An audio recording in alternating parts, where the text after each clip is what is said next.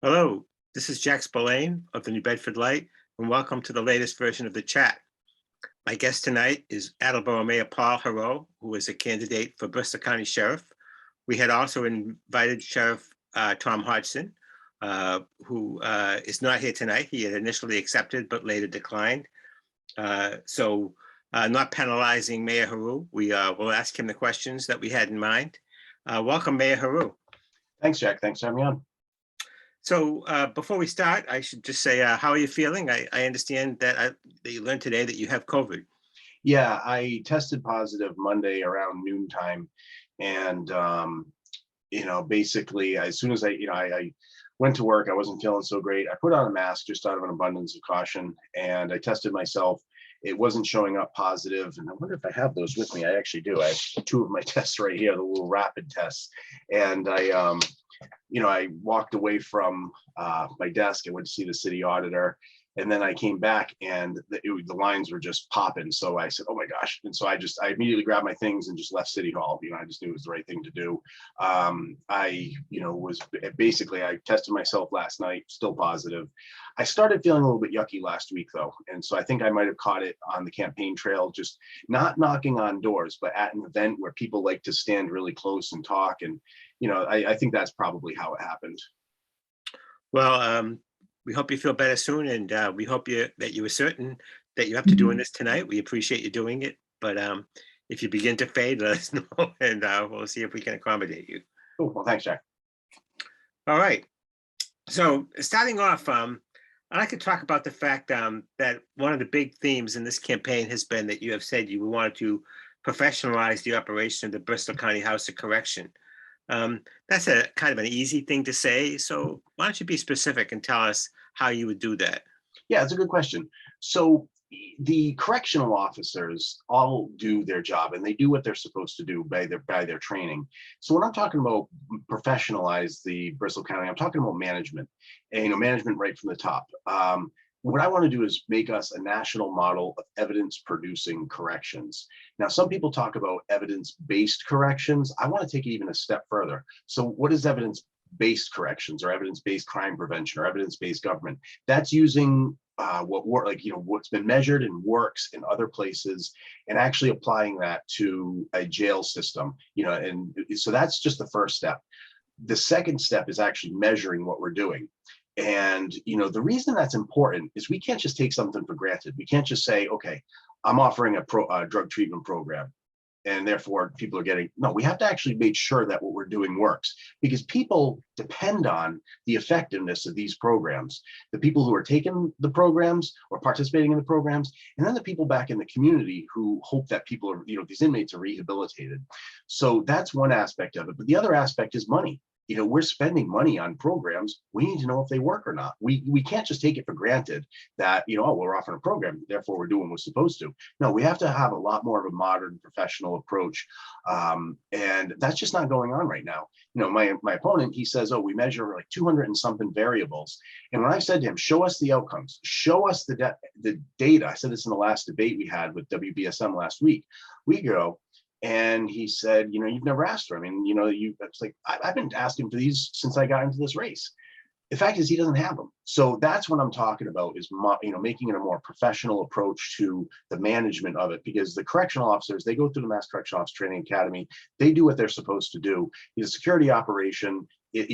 So that's one thing. And that I'm not, I'm not trying to be critical of that or anything. I want to modernize management. And that's just one aspect of it. There's a lot of different things I have ideas about, but that's just the first one that comes to mind. Yeah, the sheriff has a professional staff of many professional people, though. He says that there is an accreditation group that evaluates him every year, and he passes with flying colors. Why should we not believe that? Well, the accreditation, he basically pays. This U.S. Senate did a report on this, and out of the 1,200 organizations that that applied for this accreditation, they paid for it, they got accredited. Only 4 of them didn't. So, Hodgson likes to say, well, Paul, you paid for your diplomas. Well, there's still an admissions process, and it's over the course of 4 years. And, he likes to say that, just because you paid for your education. Well, some people don't pay for their education. They get grants and scholarships to go to school. So, comparing this pay to play scheme that the US Senate has said is just that, a pay to play scheme, isn't the same as, like the degrees he talks about. Again, 1,200 organizations applied for accreditation. Every single one of them, except for 4, got it. That's 99.9% got the accreditation. I don't trust, that is the what is the name of this association? The American Correctional Association. And you're saying that they're not legitimate? What I'm saying is that it's a pay to play. You basically pay and you get accredited. And that's when everybody gets accredited who pays, that in my mind isn't a good indicator. So for example, the Massachusetts Department of Public Health issued a fail audit on Hodgson's Bristol County Sheriff's Office back in April. The Mass Department of Public Health, that's even under a Republican governor. They failed, Hodgson failed a public health audit. The state attorney general found that he has violated inmates' rights. Judges have criticized his performance. I mean, I just posted something on my social media page, a long list of things, quotes that people have said. So, he uses this one measure, the ACA, but then there are literally dozens of others, judges and state agencies that have said no. The loss of the ICE contract. Oh, that was political. That was political. It wasn't political. You mismanaged it, and so that's something that Okay, we're getting a little far. We're getting a little far afield here, so Sure. we'll go to a different question. There's been a lot of back and forth during the campaign about the issue of recidivism, whether inmates at the Bristol County House of Correction return at a greater rate than other facilities similar to it in other parts of the state. In fact, the state has a ranking where Bristol County ranks #1. On the other hand, the New Bedford Light did a story where you acknowledged that you criticized the sheriff based on statistics that were based on recidivism at the state prison. Is there a problem with recidivism at the Bristol County House of Correction, or is there not? I mean, why did you not know what you were looking up, what you were criticizing him for when you did? Okay, so there's 2 problems with that. So first of all, I've acknowledged and I recognize that what I had heard, and you hear things, you grab tidbits, you look at, wasn't what was actually being referenced. So the Mass DOC did a report. They do it every year. It's a recidivism report. I used to be the head of the department the division, that did that. But they produced this report that showed that Bristol County has the highest rate of recidivism in the state. Now, it wasn't the Bristol County Jail. It was Bristol County. So it's inmates coming out. But to answer your question, though, there's 2 problems. Actually, I'd say 3. So the first problem is that Hodgson, after being in office for 25 years, says that, we can't measure it. And that's just nonsense. I personally did the recidivism report when I was working at the Philadelphia jail system, Philadelphia prison system, over 15 years ago. And that was a much bigger jail system. It was a mega jail system, the 5th largest in the country. So not only can it be done, it should be done. That's number 1. Again, he says, oh, no, there's no uniform definition. That's nonsense. That's the first issue. The other issue is, so he's not measuring it, but the other issue is that how can we know if what we're doing is effective if we're not measuring it? And in fact, all the evidence would suggest his sort of tough guy attitude. I'm just going to make life difficult, miserable for you. And if you don't like it, don't come back. The research actually shows this makes people worse off. It actually increases the likelihood of recidivism. So, that sort of tough guy attitude doesn't really work. It doesn't translate to the 80% of people who have some type of substance abuse or mental health problem. But if the statistics are based on the state prison population, how do you know that they're returning to his facility? Well, that's what I said a moment ago, is that number 1, there are no statistics. And he says it's not possible. And I disagree. I personally did it when I was in Philadelphia, and we'll do it again when I'm sheriff in Bristol County. So we'll have that measure. That's number 1. Number 2 is that, the research shows that when you take his approach to corrections, you actually make people worse off. Your tough guy attitude, just saying, hey, you don't like it, don't come back. That's not conducive to rehabilitation for people who have mental illness or substance abuse. And again, he doesn't measure the effectiveness of the programs he has. So you have the general measure of recidivism for the system, but then you have the individual programs. And the individual programs, the only way to do that is to actually have a treatment group and a control group, and they're similar, and they're compatible. So you're comparing apples to apples. He doesn't do that, and that's just not good management. That's our tax dollars, that's our public safety.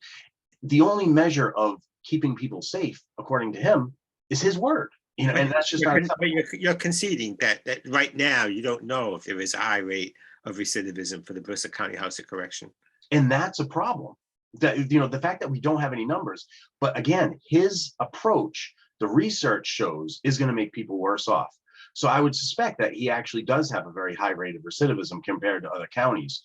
There's a third issue too, and that is that, so if Bristol County has a high rate of recidivism, people coming back into the community from the state DOC, or this is their address, then that's something the sheriff, who has a bully pulpit, should really be addressing. Housing, healthcare, and a job. Fostering relationships with different organizations in the county that can help facilitate prisoner reentry. That's where our attention should be directed to help reduce recidivism. So yes, you do have that bully pulpit, and considering that Bristol County has a high rate of recidivism, the sheriff can and should use that bully pulpit to help address the needs of the people coming back in. Again, that's your safety and my safety, and it's just the quality of life for people, and it's our tax dollars. I mean, his is just an old school approach, and I think we can do better. I think we can be a lot more modern. I'd like to think that he's kind of the past. I would bring a more modern approach to the future. Okay. In 2012, you took a look at running for Congress. You ended up running for state rep. You defeated an incumbent, and then you defeated another heavily backed Republican challenger 2 years after that. 5 years in, you ran for mayor against a 7-term incumbent in Attleboro. You beat him in the primary, and then you beat him again in the final election. And now, 5 years into that term, you're running for sheriff. Are you just a giant killer, or are you got a guy that's always looking for the next office to run for? No, actually, John Walsh, the then chairman of the Mass Democrat Party, called me up in 2012 and said, Paul, we know you wanted to run for US rep. You got a good background, but you got to earn your place in the Democratic Party. You got to work your way up. And so he said, what we'd like you to do is we'd like you to run for state rep. And I said, sure. I thought about it, and eventually I said, sure. And so that was the end of that. So I ran. But then in 2017, parents kept coming to me and teachers kept coming to me and said, please run for mayor, please. And I wasn't planning on running for mayor. I wanted to run for US rep next or state senate. I was not planning on running for it. But a lot of parents were asking me to, and I thought about it. And I talked to some of my advisors here in Attleboro, and they said, Paul, go for it. And because I saw that it was good time for change. As it turns out, earlier today, probably, I don't know, 12 o'clock, 11 o'clock or so, I forgot what time it was, I actually had a really nice 20-minute conversation with Kevin Dumas. The former mayor, the person that I beat in 2017, he was an excellent mayor for a long time. He really was. And, I hold him in a lot of high esteem, for the job he did for a really long time. He was a very good mayor for a long time. It was time for change. And now, people came to me and said, Paul, please run for sheriff. Please run for sheriff. And so I thought about it, and, I looked at a couple things, and I felt compelled to get into this office, into this race, because it wasn't just time for change. I didn't like what I saw over the last 25 years. When I look at the history of what's happened over the last 25 years, the lawsuits, the unfair labor practices, losses, the way inmates were treated, and the comments, I posted something on my Facebook page, which was a kind of a chronology of a bunch of stuff. I just posted a few hours ago of, what judges have said, and the violating of civil rights, the way Hodgson would break the law. I'll give you a perfect example. He doesn't think the rules apply to him, and that's really dangerous for a sheriff. For example, he specifically uses his government vehicle to campaign. That's your tax dollars and my tax dollars paying for his gas, actually our gas, to transport him to campaign events. And he uses sheriff's staff to participate in campaign events. And he's done this a lot. We have numerous videos of him, numerous pictures, and it's all been turned over to the State Ethics Commission. And, you know, it's just, that's illegal. That's like me as the mayor of Attleboro saying, okay, because there could be a situation where I have to return to Attleboro really fast, I can go ahead and grab a city vehicle and drive out to New Bedford and participate in a campaign event, but I might need to quickly get back to Attleboro to respond to an emergency. And so I'm justified in using the city vehicle. That's nonsense. The other day he said, last week, Wednesday night at the WB, just before the WBSM, there's a video of this that's floating around. It's been viewed, I think, 57,000 times, but he's, you know, somebody recorded him showing up at the debate with his government vehicle, and he had no apology for it. He said, you know what, if there was an accident on the side of the road, thank God I'm there. Really? You know what, if you're there, whether you're in a government vehicle or your personal vehicle, you throw on your hazard lights, you call 911, and you get the paramedics there. He's not a paramedic. You know, so that was just a bunch of nonsense. You know, I mean, thank God I'm there. Thank God, oh boy, thank God I'm there is what he said. That is ridiculous. He's not a paramedic. You want the paramedic, and you don't need to be in a government vehicle to do that. So he's using taxpayer resources to assist with his campaign. So there's just a long list of stuff. You make a compelling argument that he's misusing the government resources as he campaigns. But in all honesty, do you think most residents of Bristol County think about what they want in a sheriff? Do you think that they're worried about those kinds of conflicts of interest, you know, on the level of using the campaign vehicles and things like that? Well, it's, you know, it's one issue, and because it's your taxes and my taxes, and he's using those to assist with this campaign, which is illegal. If he's doing that wrong, what else is going on? And there's actually a lot. And I you know, put a chronology of events and quotes from different judges and different organizations, you know, of different things that he has been called out on over the years. And so that's just one of many things.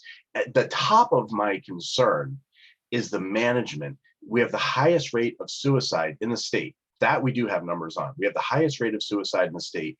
And when I challenge him to actually have an independent review, he says, nope, nothing to see here, folks. He won't bring in an independent review. He just basically points to, you know, the accreditations that he's gotten. That's not good enough. I'm sorry, that's just not good enough. You know, for example, the police officers here in Attleboro, police officers go through the police academy, you know, and they do that, and they get trained to be police officers, and that's great. That's what should happen. But that's not enough. That's why I tripled the police training budget. And police officers here are getting additional training in, you know, implicit bias, duty to intervene, de-escalation tactics, helping people with or dealing with people with mental illness. You know, so that that's going above and beyond. So yeah, all of our police officers are all licensed and trained and accredited to going through the police academy, but we need to go above and beyond that. And that's what I'm talking. So an organization can never get better if the person at the top doesn't admit when he makes mistakes. I make mistakes all the time. I do. Most of the mistakes don't even come out because the people around me basically say, Paul, you're going to make a mistake if you keep going this way. And I say, oh my gosh, you're right. So you got to listen to the people around you. That's one of the most important attributes of being a manager, is being able to listen, but also admit when you make a mistake. Because if you don't admit you're making a mistake, your organization is not going to get better. That's a big difference between the two of us. You're absolutely correct that Bristol County between 2006 and 2017, according to one study, had the highest rate of suicides in the state. The sheriff has pointed out that there are other years when they didn't have that many, but there's no doubt that there's been a lot.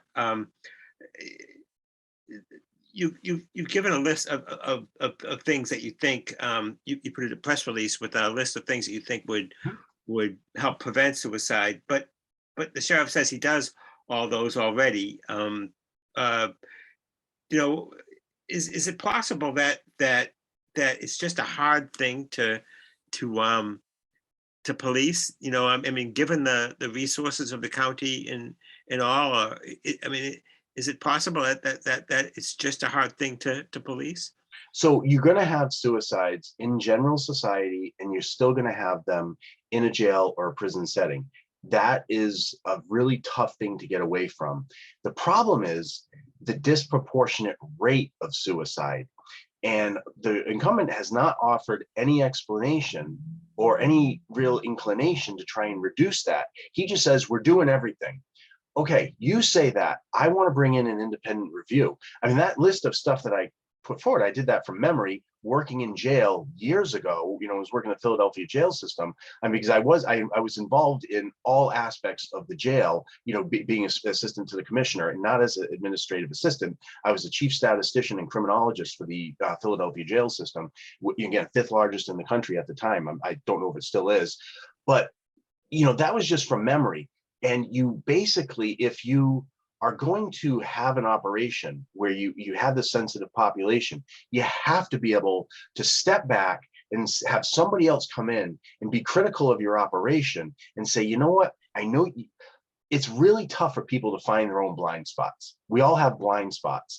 And that's why I like to invite other people in to, give an opinion. That's why my department heads constantly say, Paul, have you thought of this? Have you thought of that? And I have a great relationship with all my department heads.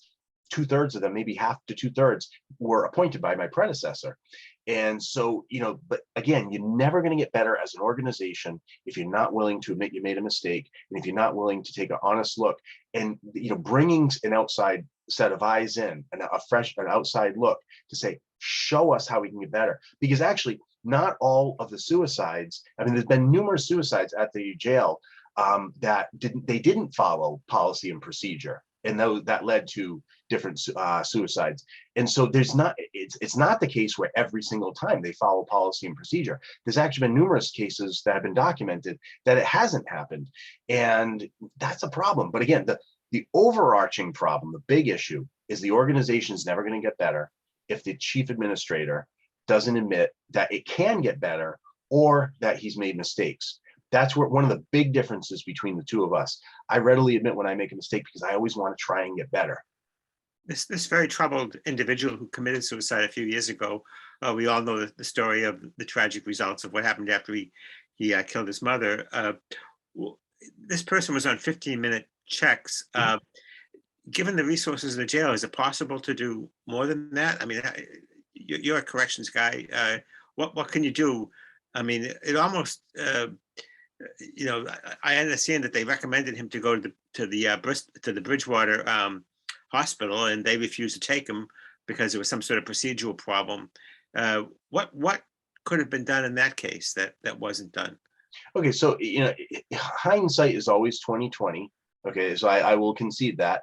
And I personally think, based on the circumstances of this individual, young white male, incarcerated for a high-profile case, who has mental illness, who has a history of mental illness, who did a really heinous crime, all of the flags were there that this was a high-profile person who should probably be on a 24-hour, like what's called an eyeball watch. And it's not one correctional officer sitting there for 24 hours. You might rotate, every 30 minutes or 20 minutes, whatever it is, but it's just that 24-hour monitoring until there's, you can be confident. And sometimes you also don't even have to put somebody on a 1-to-1. You can actually put the inmate in with another inmate, provided that they're not going to be a threat to each other. And that, the second inmate, actually, can raise the alarm to say, hey, we got something going on here. So that's another technique that can be used. So it doesn't always even have to be a correctional officer. But one of the things I heard that was really disturbing, and I heard from a reporter, the reporter said they were random 15-minute intervals. And I said, what do you mean random 15-minute intervals? Is it a 15-minute interval or is it random checks? He said, well, that's what the jail said. They were random 15-minute intervals. I said, random and 15-minute intervals are contradictory. How can you have both? But like I said, it starts at the top. You have to be able to admit that you want to be better. You have to be able to bring in a fresh look, because we all have blind spots. And that's part of being a good manager. And that's what the sheriff is. It's a manager for the jail system. You have to be able to have somebody else help you find those blind spots. The sheriff basically says, nope, we're doing everything the way we should.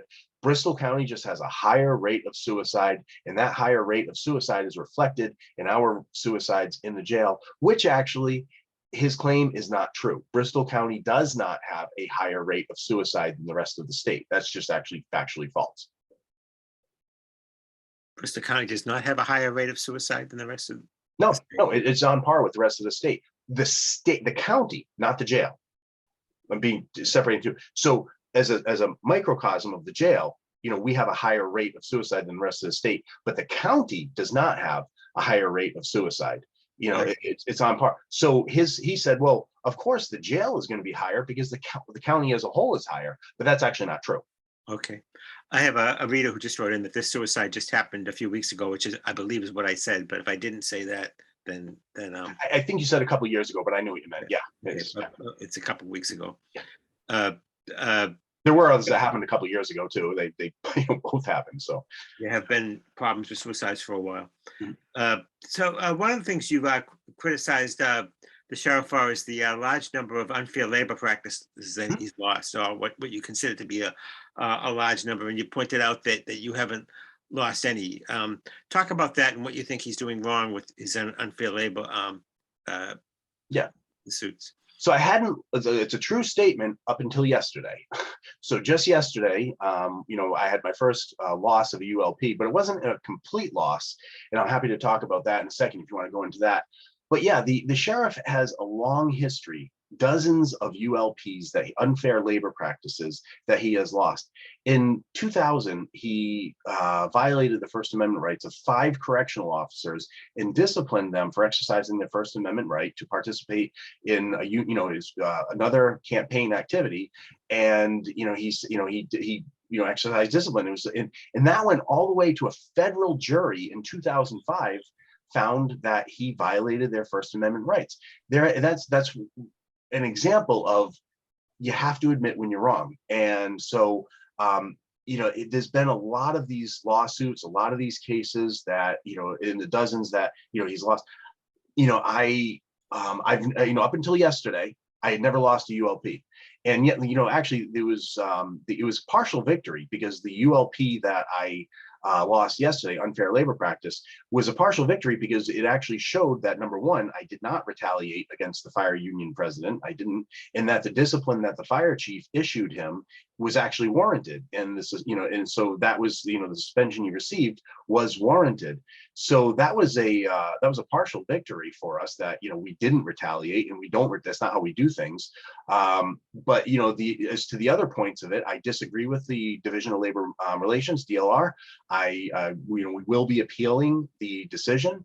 And, I just disagree with them. But Hodgson has a long history of, very troubled employee relations.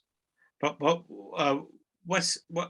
so he has been endorsed by the union this year, the first time, I think.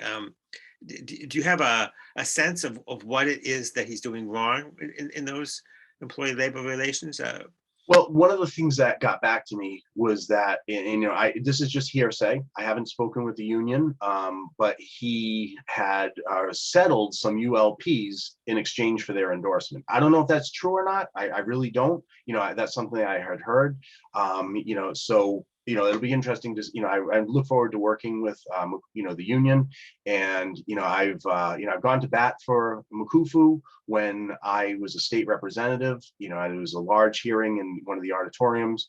And as somebody who worked in the Mass DOC and also worked in the Philadelphia jail system, when I got up there and spoke as a state representative, they came and said, we felt like, you understood what we go through. And, honestly, the issue was probably 2016 or no, it wasn't that. It was 2014 or 2013 or it was 15. It was a long time ago. I don't even remember what the issue was, but I do remember, I got their back and they were very appreciative of that.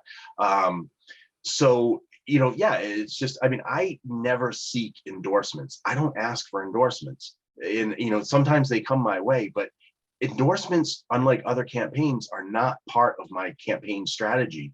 I've always been out endorsed by my opponents, starting in 2012 and then again in 2014. Mayor Dumas in 2017 had an entire 8.5 by 11, a full page of just endorsements all the way through. I beat him with 54%. Okay.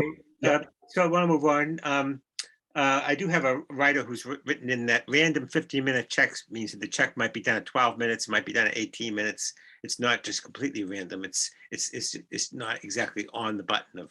Well, yeah. Okay. I don't So know how this person knows that. Maybe he's a corrections officer. probably. Yeah, so but you can get a lot of damage done to yourself in a short period of time, as we have learned with this Howe case, and we know from other examples. But all the flags were there. Young male, young white male, incarcerated for a high-profile crime, serious mental illness. He should have been on an eyeball watch, and that's just my opinion. And I would like to bring in an outside organization to actually review that, and just, again, you're not going to improve if you don't admit you're making mistakes. That's why I readily admit when I make a mistake, because I always want to try and get better. How often are eyeball watches done? You have a correctional officer sitting in a chair watching the inmate the entire time. That's what they do. They sit there and they just watch. That must be when you think there's a high likelihood of. Yeah. And so, but that correctional officer there is 24-hour watch. They're not there for 24 hours. The correctional officer might be there for 20 minutes or 30 minutes, whatever the interval is, but you always have a set of eyes on that inmate. Yeah. I'm sorry, COVID's catching up. So yeah, that's and like I said, though, it is easy for me to say that in hindsight. I'm going to be fair. It is easy for me to say that. But what's tough for the incumbent to say is, I'm going to bring in an outside look at this, and that's where I think he is not doing the job he should be doing. Okay. When you ran for state rep in 2012, you criticized the MBTA rate hike at the time, which was going to be between 23 to 43%. And said that they should have had hearings, and that the T should have been brought into control a long time ago. You were a state rep for 6 years. The T arguably is in worse shape than ever, and continuing to have rate hikes. So you didn't get much done with the MBTA? No, unfortunately, the MBTA, even Charlie Baker campaigned on improving the T in 2014, and it's still a mess.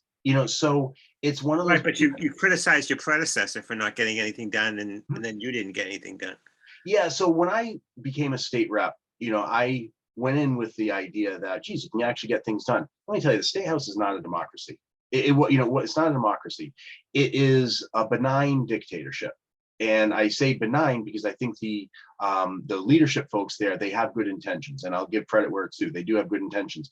But the collective wisdom of the entire House is not or the Senate is not what prevails. The only time something gets voted on, a bill gets voted on, is when the speaker allows it to go up for a vote.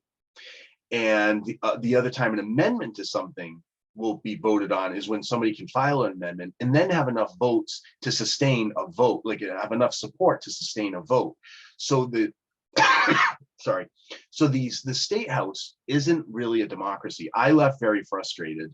It was a good learning experience. When I was a freshman state rep, I had an excellent term. I passed a $38 million amendment for school internet infrastructure to a bond bill.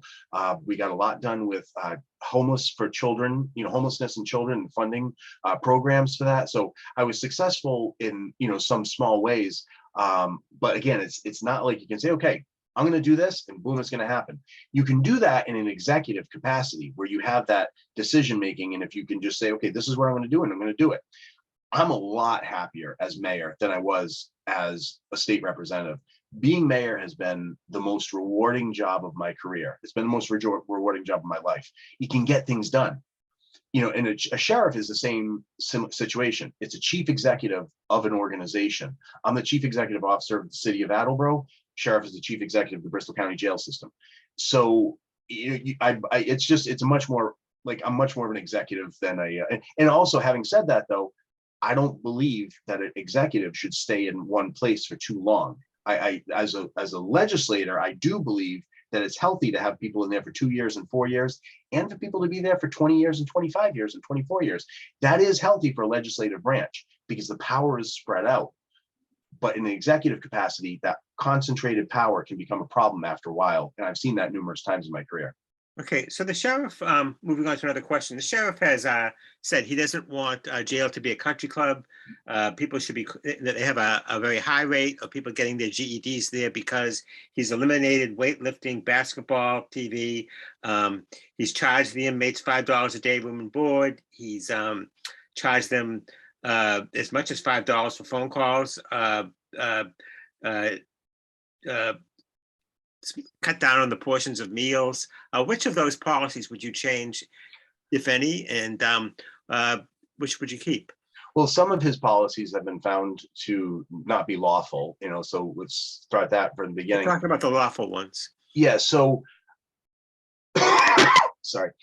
So, how was your question again? What was the actual, because you listed, So, yeah, a question at the let beginning. me make it simple. Would you bring Yeah. back weightlifting or basketball or TV? Okay, so I don't know. I don't know if I would. I have to wait and see what the atmosphere is like in there. And is that going to be conducive to prisoner reentry? If it's going to be conducive to prisoner reentry and help reduce recidivism, I'll go in that direction. But it all depends if it's going to help facilitate reducing recidivism. And again, we have to measure it, have a baseline. That should be what our goal is, to reduce the reoffending. If that's going to help that, sure, let's do it. If it's not going to help it, then I don't see why we would do that. I mean, at the county jail, many of these people have not yet been convicted. Correct. Why should they be punished? Penalized. Having those things in. Yeah, so you lose your punishment. I'm sorry, you lose your freedom as your punishment. That is what it is, if you've been sentenced for something. But if you're awaiting trial, if you're pre-trial, you're still innocent until presumed guilty. That's still how our system of justice is supposed to work. And, separating out who is awaiting trial and who is been sentenced, that's important, because I don't think the two populations should commingle. As I understand, they do commingle right now. I could be wrong about that, but I've been told they do commingle.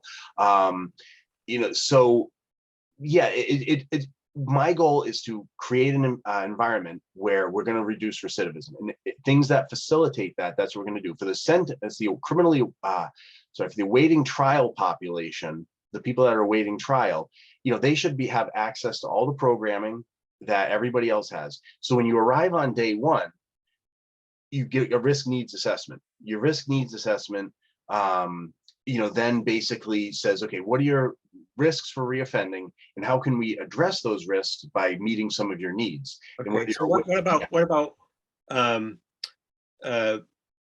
so I just want to get some answers here. So you would bring, you don't, it's fair to say that you don't know whether you would bring back weightlifting, basketball, or TV yet.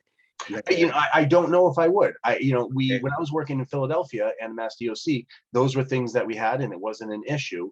Again, you have to. When I became mayor of Attleboro, I took over an organization that had been run by one person, the same person, for 14 years. And now I would be taking over an organization that's been run by one person for 25 years. So one of the things I appreciate, especially having worked in jail and having worked in prison, there's a reason for everything. There's always a reason for, why we do this, we do that. There's a reason for, especially in jail. Now, I might not agree with those reasons, but I first have to learn the reasons, because if I just go in as a new person, change this and change that, and I could cause a lot of disruption. It's, you have to be smart and prudent and phase things in, or not change anything at all. There's going to be a lot of things that Hodgson is doing that I'm going to probably keep the same, and there's definitely going to be things that I do differently. What about the 14 cents a minute for the phone calls? That's been recently upheld by the SJC. Yeah. The smaller portions, you keep them? Yeah, so I think that phone calls for inmates act as a barrier to reentry.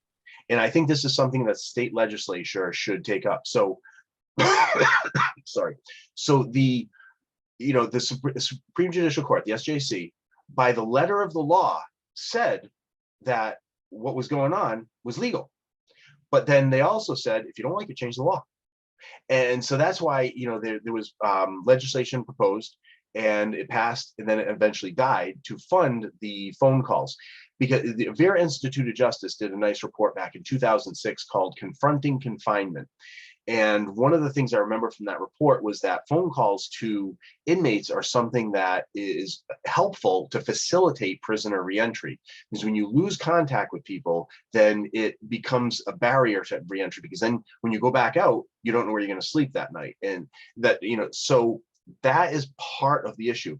Now, the other issue is, do we leave inmates with a bill, or do we put the bill on the backs of the families?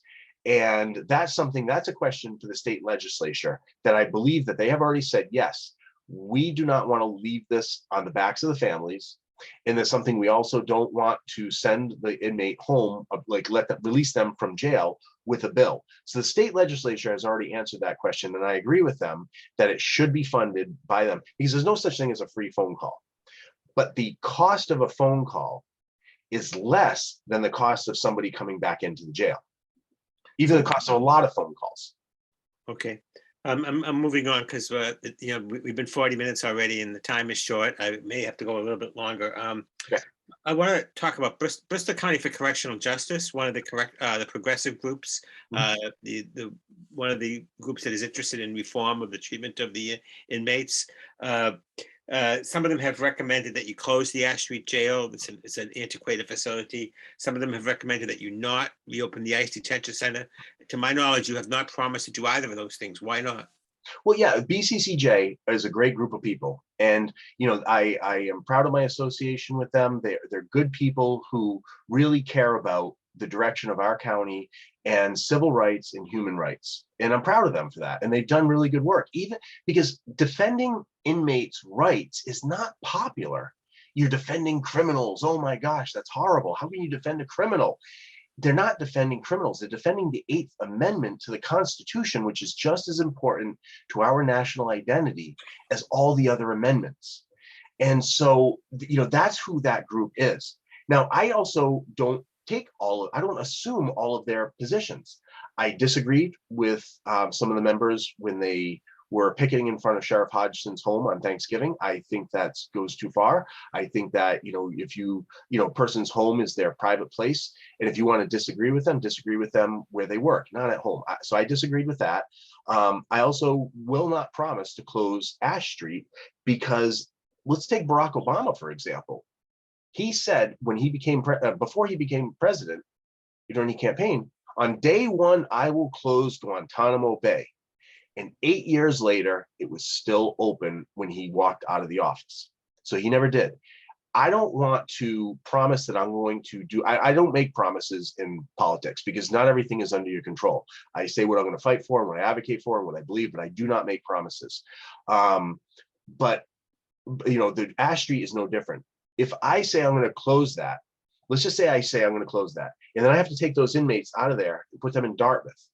Well, according to the Mass DOC, Dartmouth is already overcrowded, according to the DCAM assessment of what the design capacity is for Dartmouth.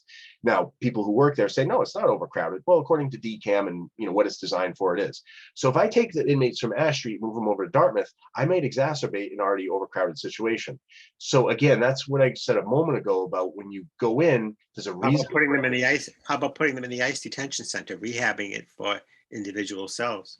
Yeah, I have to look to see what the limitations are. As mayor, there's certain things that I can appreciate that, I can use this for this purpose. Like I can use this money for this purpose over here, but I can't use that same money for this purpose over here. And so there are probably limitations. I'm guessing there are limitations around that. And if that's the case, if there are limitations, then that is what it is. But if there are no limitations, then that is something I would entertain. Okay. But I just don't know what those limitations would be. I have another writer writing in that it was not BCCJ that protested in front of the Hodgson's house. It was another group. I believe that there has been a Rhode Island group that has also. Oh, okay. Yeah, I thought maybe, I know some BCCJ members were there, and they're all good people. And they sometimes set me straight. They say, Paul, have you thought of this? I said, oh my gosh, I never thought of that. That's my relationship with a lot of people. I'm always taking input from people. I listen. Two most important qualities of a manager: you have to be honest, and people around you have to be honest, and you also have to listen. Hodgson likes to criticize me for saying that, oh, Paul lied again. He went on Facebook and said I lied again. Oh, Paul said he, never was investigated for an unfair labor, ULP. Again, that's not what I said. The sheriff made quite a bit of money running the ICE facility. He said the other night on the WBSM debate that, and I'm not sure if this is true or not, but he said that Bristol County has one of the largest influxes, I think he used, of undocumented immigrants. Again, I'm not sure that that's true, but why not run an ICE facility? Because there are undocumented immigrants who do transgress the law and do need to be held and be deported.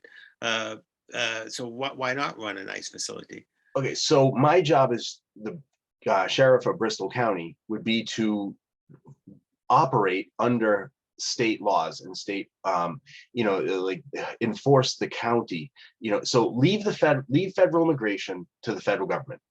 And if there is a need for this, then I would entertain that. Okay, but one thing I'm not going to do is violate the rights of any detainees like the incumbent did, and now he's getting sued for $10 million for that. So I think it was during the Obama administration that the program began with the county facilities. yeah, and there's a place for that. Okay, there is, but do we need to do that here? The sheriff Hodgson, he said a couple of things that were just factually not true. He actually said that Massachusetts was has the highest number of illegal immigrants coming to Massachusetts than any other state in the country, and that's just factually not true. It's just not true. That he says stuff with such conviction that he believes it, but it's actually, California has a lot more than Massachusetts. 90% of the drugs that are coming over the border are coming in at legal ports of entry. 10% are coming in at not legal ports of entry. And it's not even to say that those not legal ports of entry, all of the people bringing it over are illegal immigrants. And this was found by the Cato Institute, which is a kind of conservative organization. So he just says stuff with such conviction. He's a lot like Donald Trump. He just says stuff, and just because he says it, he said, oh, that's true. But in the meanwhile, he calls everybody else a liar. This is political, that's political, this is a lie, that's a lie. It's just like, it never assumes responsibility for anything. And so, whenever he makes a statement, we always have to fact check it, just like Donald Trump. Very good. I have another writer saying that State Rep Cabral and the state auditor both questioned the amount of money and whether he actually did make money at the ICE facility. So I'll just lay that on the table. Yeah. So actually, I was wrong about something last week. Somebody corrected me on this. Hodgson said, I just put the money in the wrong place. I didn't put it in the right place. But then somebody later came to me and said, Paul, you kind of gave him a pass on that.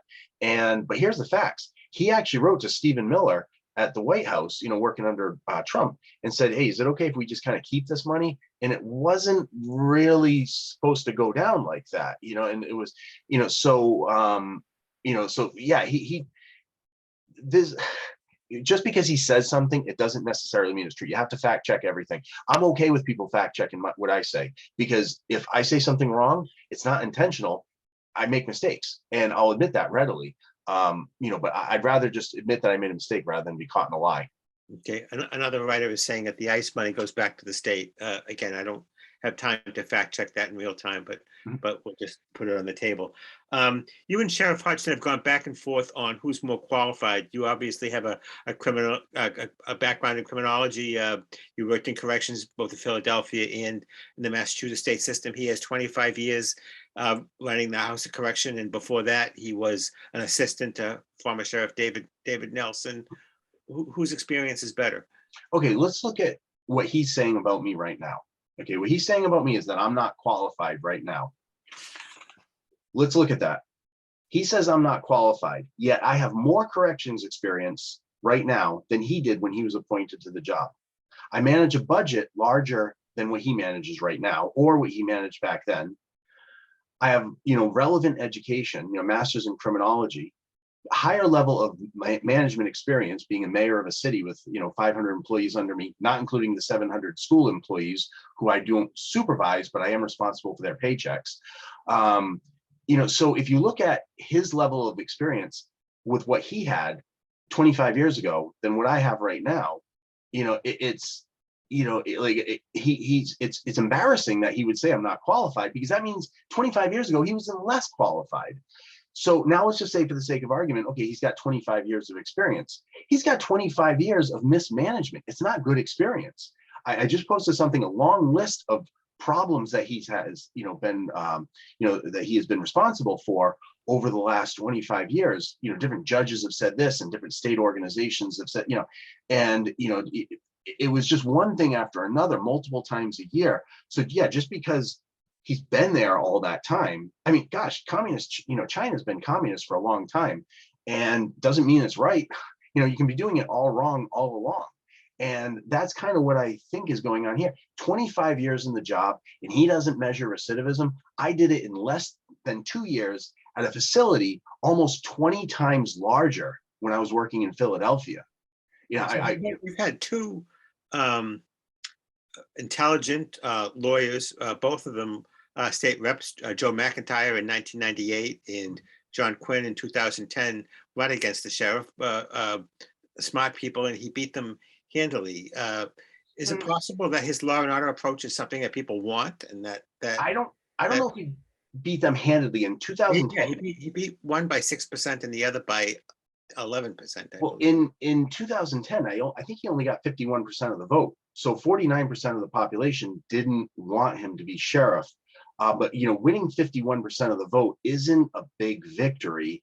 It was not. It was actually less than 51% because there was a third candidate in that race. He got more than 51% once against Fall River City Council Leo Pelletier, but he beat them by a not insignificant margin. Let's not quibble over that. Is my question is about, there does seem to be some folks in Bristol County who want this tough law and order approach on inmates. Is there nothing to be said for that? Oh yeah, 45% of Bristol County voted for Donald Trump, which is the highest percentage in the state.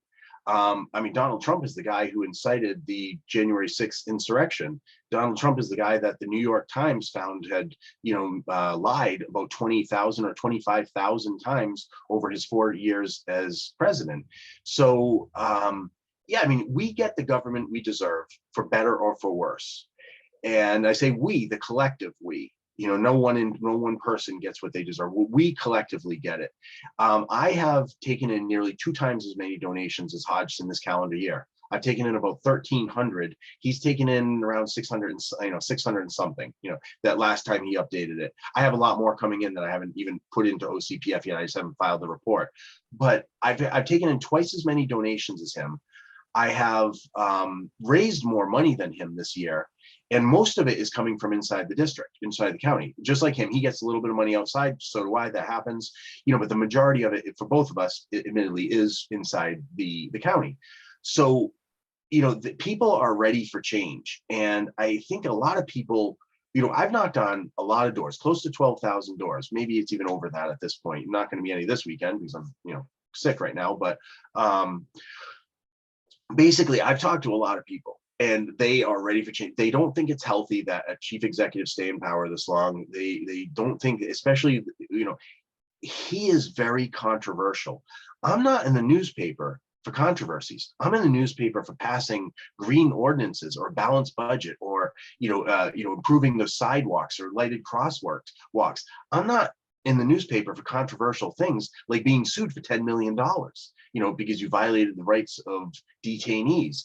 And, yes, they're detainees, but according to the 14th Amendment to the Constitution, it's the Equal Protection Clause. Everybody in our land has the same rights under our laws, regardless of your immigration status. That's the 14th Amendment. That's the US Constitution. So, he doesn't seem to think that matters. I think every amendment is just as important as the next. So yeah, I think people recognize that it's time for change. And, like I said, I've gotten twice as many donations as him this year. Okay, I wonder if we can talk about the tandem work crews a little bit. It was almost 20 years ago that the sheriff first proposed them. Originally, they were going to be chained, and people called them chain gangs. And obviously, that has all kinds of associations with racism in the South and things like that. But is there really nothing to be said for, I know if I was incarcerated and I was nearing the end of my sentence, I would like a chance to get out in the community and do some work, even if it was picking up litter. Is there no circumstances under which a program like that might have value? I completely support inmates going out picking up litter. I'll do it with them. Just last week, I went out picking up litter with a group of students from a private school. They wanted to do some community service. I do it myself on a regular basis. I haven't done much in the last year because it's just, it's been kind of crazy, but I personally go out with groups of people. I'll organize groups. One time I had about 50 people show up. I post the pictures on my Facebook page, put them on my website, but I fully support getting people out to pick up litter. And I think that's a healthy thing. I think it's a good thing. It increases your own self-esteem because when you have a bunch of litter in front of you and you look at this mess, but then when you turn around and you look, see what you just cleaned up behind you, you can feel good about that. And that, and so I think teaching people to respect their community and make it a better place is an important part of corrections. Now, tying people up, having them chained, by their ankles or on their wrists? Absolutely not. I do not support that at all, because it does have that historical racism component. And, that it's just, there's a lot we could say about that, but that is, I don't support that. I do support the current program. I believe the current program does not do Correct. that. I wonder, Mayor Heroux, we only have a few minutes left. I'm wondering if you might feel well enough to do another 10 minutes or so, because Yeah. we have a lot of questions, and I think this is important. Yeah, I'm okay. I think I told you, before we got on the program, when I swam competitively in college, the fastest I ever swam was when I had the flu. I wouldn't say it was fast, but it was certainly my personal best. And I did that when I had the flu. So, And I am not going to tell you what I said. I am not going to say publicly what I said in return. But let's talk about the campaign finance violation you had. I believe this in your state rep campaign? yeah, well, it was over the course of time, and I made a mistake. Okay, I didn't do a good job with my own record keeping of my campaign finance. I loaned my campaign money, as all candidates do. Hodgson does it. Everybody does that. We loan our campaign's money, and then so I basically had money in my own campaign account, and then when my own personal checking account would get low, I would refund myself, for money that I had loaned. Now, I didn't keep very good track of my own my own campaign finance. And unfortunately, I did. I loaned myself, I've not loaned, I refunded myself more than I should have. So at some point, I recognized that my books were out of whack. And I was looking back and forth between what's on OCPF and what's in my citizens account, and I could not reconcile it. So I went to OCPF and I said, would you audit me? And they said, this is unusual, but sure. I said, nobody ever comes to us and asks for an audit. But that's what I did. I went to them. I said, look, I can't it's eventually going to be so eventually you guys will notice that I'm off. So let me just say I'm off. I noticed it. I'm not going to try and hide it. And so they went through my campaign account. They went through my personal account, and they found it. They said, yeah, this is where you went wrong. And I said, oh, okay, good. Let's reconcile this. And so that was the end of it. I had to get what's called enhanced for I think like a period of a couple of years, monitoring or something that they did. But I'm the one that went to OCPF and asked for an audit, and that's why they just said, yeah, here's what you went wrong, and you did, and I said, yeah, I did. I took money back. I refunded myself when I needed to put money in my own checking account.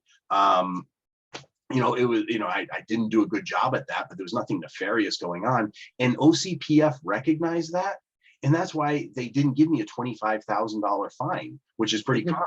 They did fine you. Yeah, they had to give me a little slap on the wrist, because they said that. They said a $2,000 fine is, about the lowest they can possibly go, but they could have gone a lot higher. Wow, that sounds like a significant fine to me. The only thing I would say is, does that kind of sloppy bookkeeping not indicate something about your approach to a job? No, not at all. It was sloppy on my part. And when I, as mayor, and same thing as sheriff, and Hodgson even nodded, he acknowledged this. As the mayor of Attleboro, I have a budget director, I have a city auditor who reports to the city council, not the mayor. I have a treasurer, we have an assessor, we have a collector. And so we have multiple layers of oversight on this. And so when I was, responsible for my own campaign, people, Hodgson, for example, he also has a lot of, late payment, late fee submissions. If you look at the reports on his OCPF, like I have, you'll see that he's been late here and he's been late there. He didn't do, fall into what I fell into, but it was, nobody is perfect. We all make mistakes.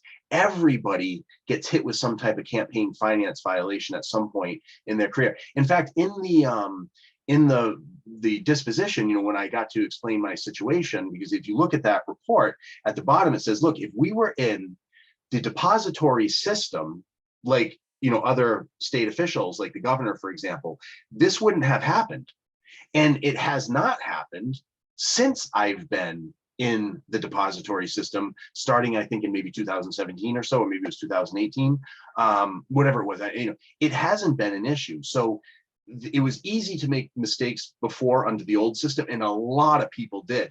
And a lot of people get hit with much bigger fines than $2,000.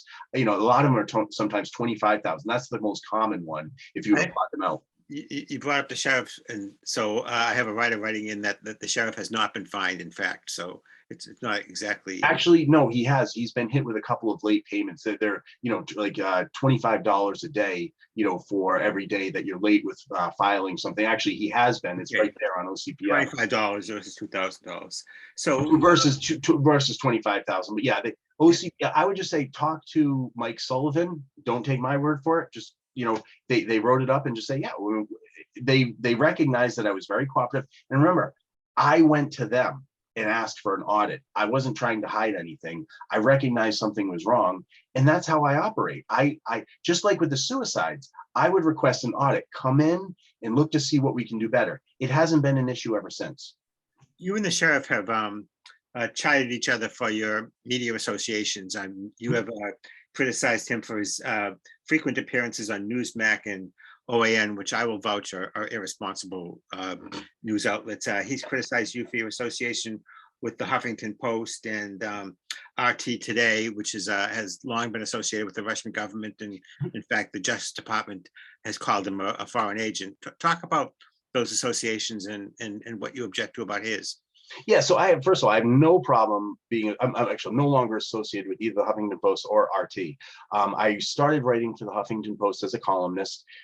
I want to say maybe 2011. I met Ariana Huffington, who was the then owner of the Huffington Post, when I was in grad school at the Kennedy School. And, I said, hey, I've been writing columns in my own papers and others in the area. She said, yeah, well, here, just, get in touch with me when the time comes. You want to write for me? And so I did, and I reached out to her, and she set me up with it. And I, wrote several hundred articles on, 100 articles on crime policy, a bunch on the Middle East. And so one of the articles that I wrote on the Middle East piqued the interest of RT, and they reached out to me in early 2012. Were you familiar with who they were and what their associations were? Yeah, it's Russia Today, RT, and so they were, it's a news organization, and at the time, at the propaganda organization, in the opinion of many. Well, yeah, so that is certainly true today. Back then, I didn't think of them as a propaganda organization. Maybe I was wrong about that. Back then, they were not an agent of the Russian government. They are an agent of the Russian government today. And that's how the Justice Department, State Department list them. They became an agent of the Russian government, officially listed as that by the US government. And then sometime shortly thereafter, I found out that that was the case. They were then listed as that. And once I found that out, then I stopped my association with them. I thought it was probably a good idea to cut my association with them. So I stopped writing for the Huffington Post in 2016. I think my last article was on charter schools, and actually, interestingly, measuring charter schools, measurement issue. And then I, RT would, once every 6 months, once every 9 months or something like that, they'd contact me. Hey, do you want to comment? At no point did they ever put words in my mouth. They never twisted what I said. They asked me questions, and I never, ever got paid. I never took money from them, nor would I have taken money from them. But yeah, that's, I looked at it as an opportunity to practice, speaking with the media. And, that's initially my thought. I was like, yeah, this is Russia. Okay, nobody's in the United States. Nobody's going to ever see this. So it's not like I'm doing it to boost my credentials in the United States. Nobody in the United States is going to be watching this. So I looked at it as an opportunity to practice. And like I said, they never twisted what I said, not to my knowledge. It was broadcast in English, and it was RT International. So that was but yeah, as far as Hodgson's associations, I mean, Breitbart, One American Network, Newsmax. I mean, these are right up there with Alex Jones and his, conspiracy theory stuff, where he just got sued for $965 million and lost. That was the jury. This is all the same ilk. This stuff, that is going on with these organizations that he's associated with, Newsmax, this is damaging to the United States. What they say is actively damaging, and he participates in that.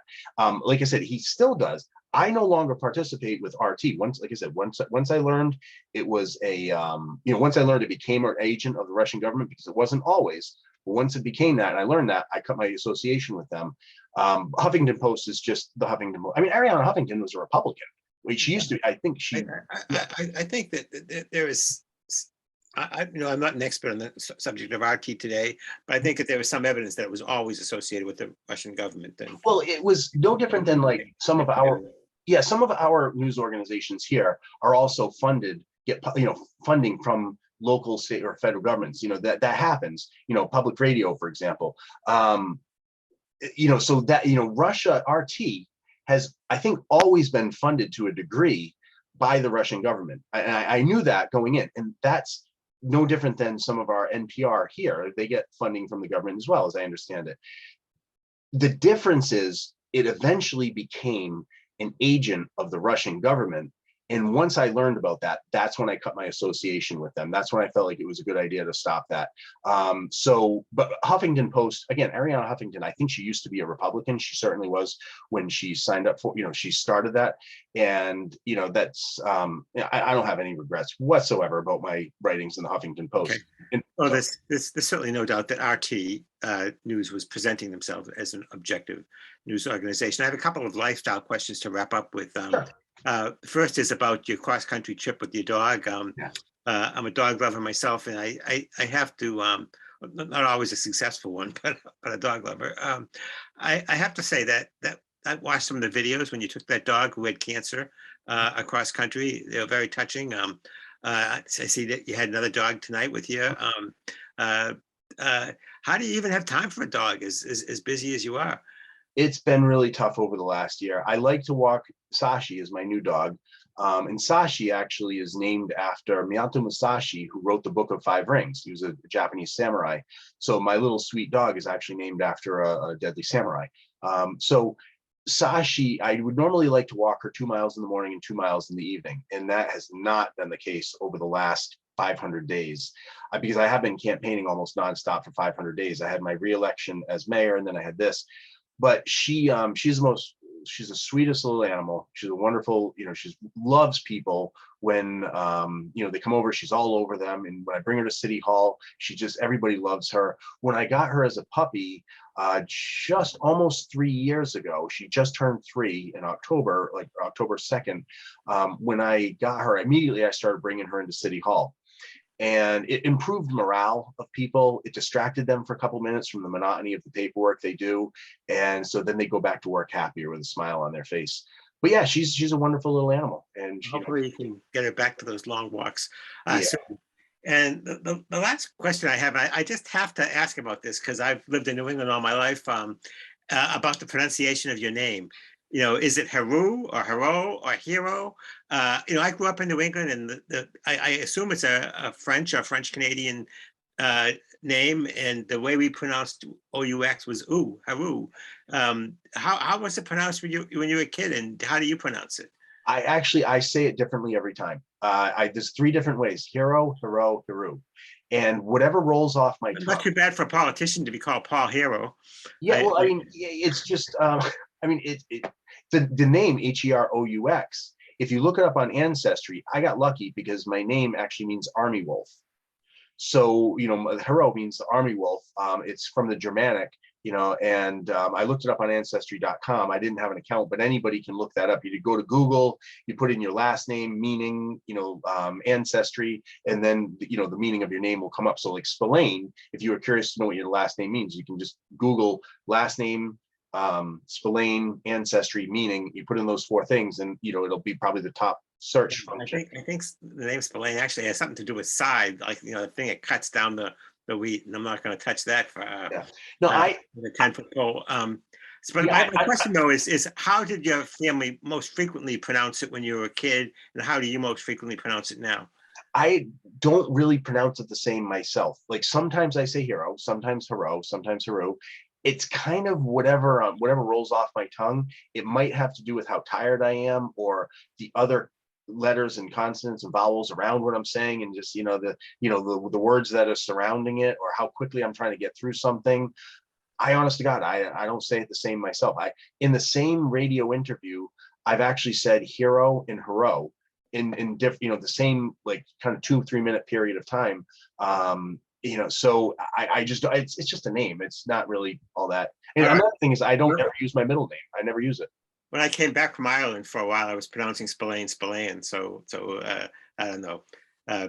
maybe settled on a pronunciation. I have someone writing in that the sheriff has a new comfort dog program. So the interest of fairness, I'll describe the sheriff's program, and he evidently is a dog lover too.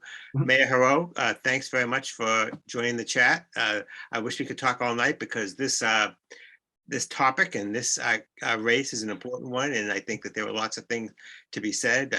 But you've given us the whole hour, even as sick as you were with COVID. So we appreciate it.